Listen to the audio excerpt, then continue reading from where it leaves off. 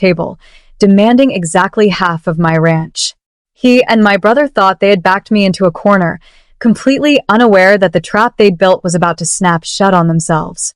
My husband didn't yell or argue. He just calmly slid a thick white envelope over to them and said one simple sentence that left both of their hands visibly shaking. "Before we reveal the truth behind that envelope, I'm glad to have you here." So I can see how far my story has reached. The ash from the fire was still settling on our land when my family decided it was time to destroy everything my husband and I had built, completely blind to the devastating secret hidden right beneath their own feet. The smell of crisp mountain air used to be the only thing that greeted me every morning when I stepped onto the porch of Blackwood Ranch. My name is Savannah, and at 28 years old, this dirt is stitched into my very soul. My husband Caleb and I didn't just buy this place.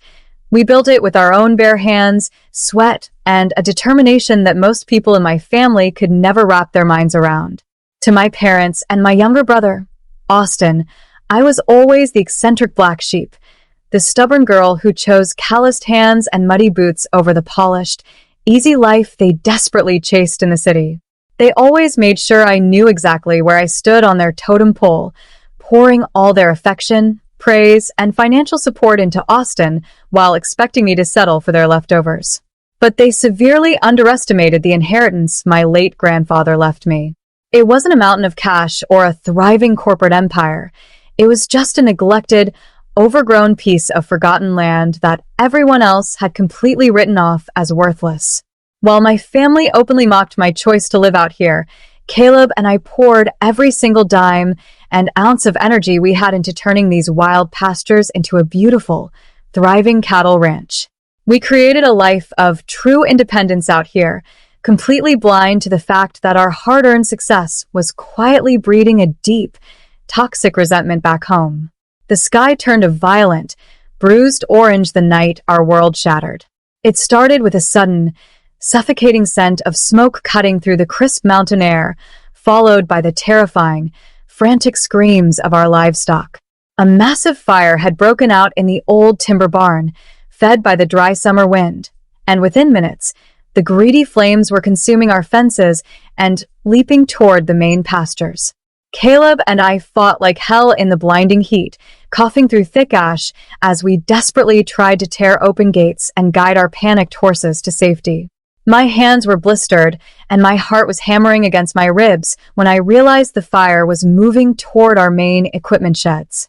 Panicked and running out of options, I pulled out my phone with trembling fingers and called my parents' house, praying for just a shred of family support. But as I begged my mother for a temporary place to shelter our animals and a hand to help us pull through the night, the background audio on her end cut through my despair. I could hear music laughing, glasses clinking, and loud cheers.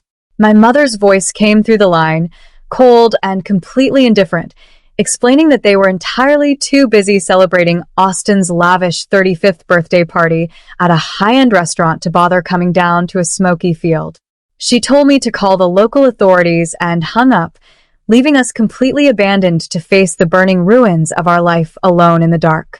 The morning sun didn't bring warmth. It only exposed the grim, blackened skeletal remains of what used to be our beautiful timber barn. The air was heavy with the suffocating stench of wet soot, charcoal, and ruined dreams. Caleb and I didn't allow ourselves the luxury of crying. We just grabbed our heavy work gloves and shovels, determined to clear the charred debris and start rebuilding immediately. As Caleb was using a crowbar to pry away a heavily scorched structural beam near the old concrete foundation, the tool hit something hollow. He looked up at me, his brow furrowed, before clearing away a thick layer of loosened mortar to reveal a hidden cavity built deep inside the stone wall. Buried inside that dark space was a heavy, weatherproof steel lockbox that had clearly been placed there by my grandfather decades ago. With shaking hands, we forced the rusted latch open, expecting to find old land maps or sentimental family photos. Instead, our eyes fell upon a thick, handwritten financial ledger paired with an original, notarized deed amendment that had never been filed with the county. As I turned the fragile pages, a dark family secret began to unravel right before our eyes. The ledger detailed massive, fraudulent loans my father had secretly extracted from my grandfather to cover his failed city businesses, debts he had never paid back. Crucially, the amendment stated that if those debts remained unpaid, my father forfeited all claims to any family assets, meaning our ranch held a direct, legal counterlien against my parents' own suburban home.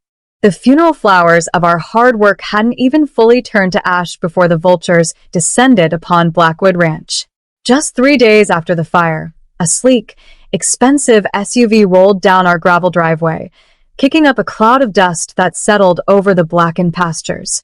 My father stepped out of the vehicle, his polished leather shoes contrasting sharply with the mud and soot coating our yard.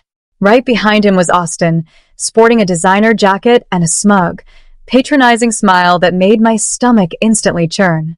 They walked toward our porch with a theatrical, exaggerated display of grief, their arms open as if they had actually cared about the disaster that had nearly consumed our lives just nights before.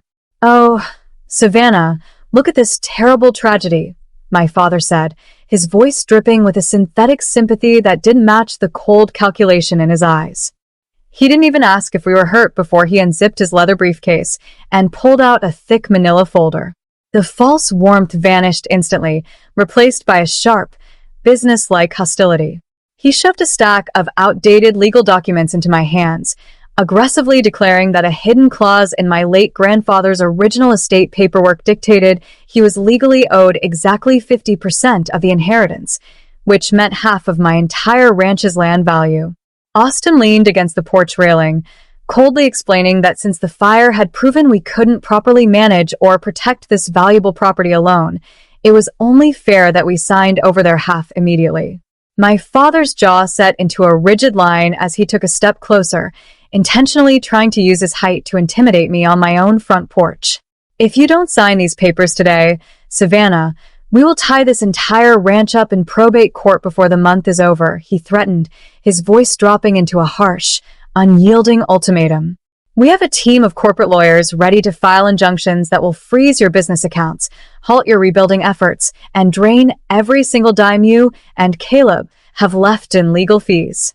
You'll be bankrupt before you can even clear away the rest of that charred timber." Austin chimed in right on cue, checking his gold watch with an insufferable air of superiority.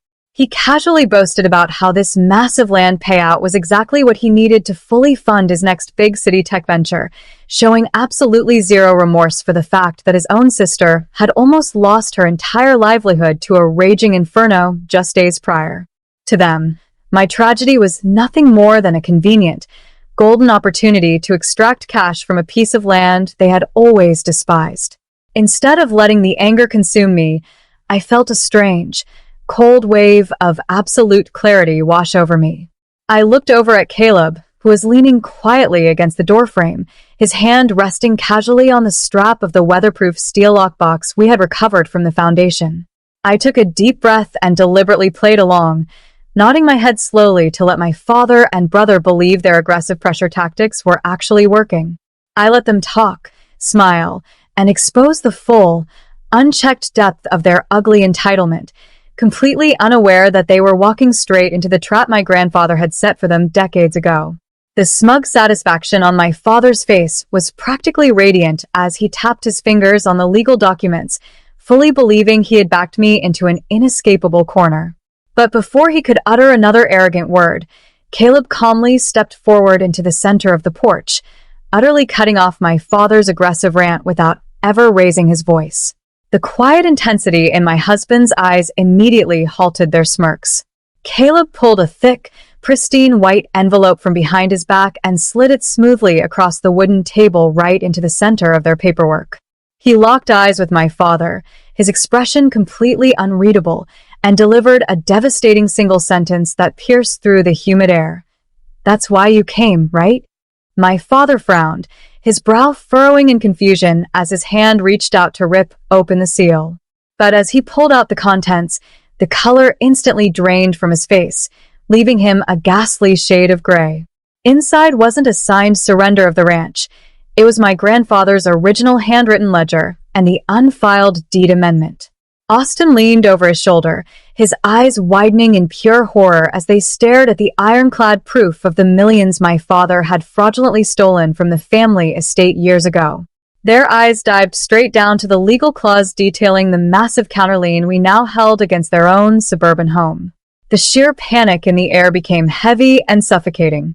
Right there in the morning light, both of their hands began to violently shake, their expensive papers rattling against each other as they realized their entire trap had just snapped shut on themselves. My father tried to open his mouth to speak, but no sound came out. His throat was completely dry as he stared down at the devastating evidence in his trembling hands.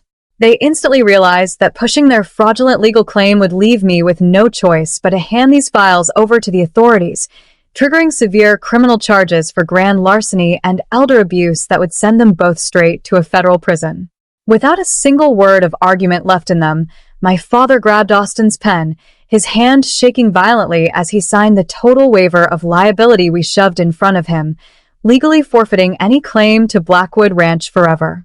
They scrambled off our porch and fled down the gravel driveway like defeated dogs, knowing they would soon have to liquidate their own luxury assets just to pay off the ghost of my grandfather's debts. 3 months after that final showdown, Caleb and I used the secured funds from the old, hidden accounts to completely rebuild our timber barn, transforming it into a state-of-the-art facility. Standing on the porch today, looking out over the thriving pastures, the air is completely clear of smoke and toxic family ties. Now, I'm curious about you who listened to my story. What would you do if you, meanwhile, I'm leaving on the final screen 2 other stories.